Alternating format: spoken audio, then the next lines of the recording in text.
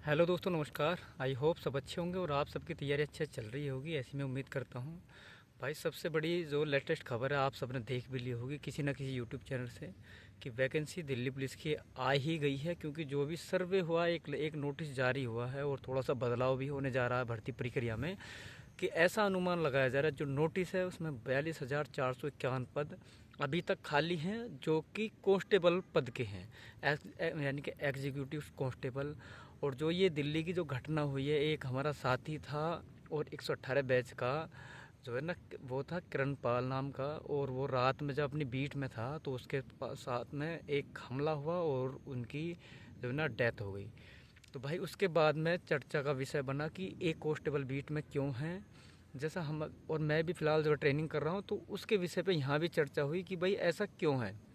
यदि रात की पेट्रोलिंग है तो वो एक ही कांस्टेबल क्यों जा रहा है। तो हमलावर ने उस पर हमला किया और चाकू से कई बार हमले किए गए, जो कि वो बेचारे शहीद हो गए।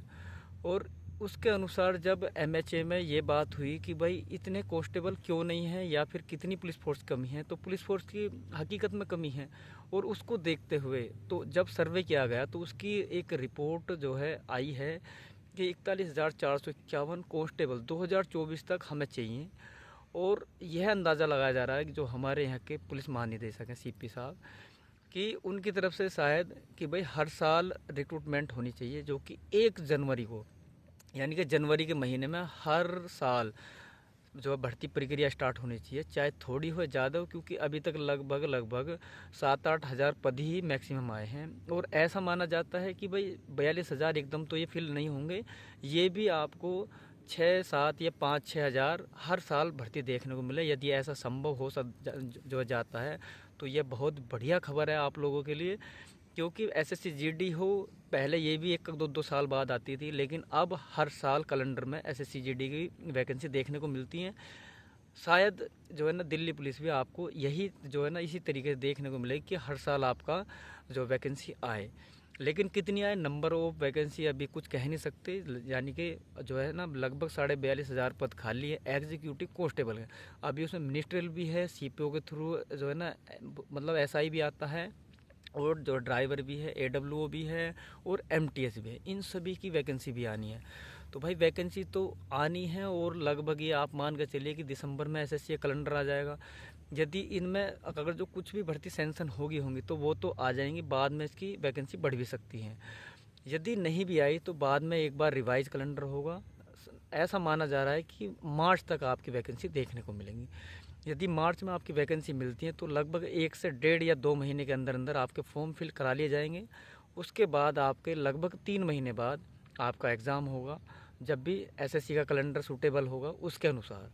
तो भाई जो भी हमारे साथी हैं मेन चीज़ ये है कि ये तो आपको सबको पता लग गया हो कि वैकेंसी आ रही है, इतने इतने फॉर्म हैं, वो आपने देख भी लिया होगा। मेरा उद्देश्य सिर्फ ये है कि आपको अभी से बिल्कुल सीरियस होकर तैयारी करनी होगी भाई।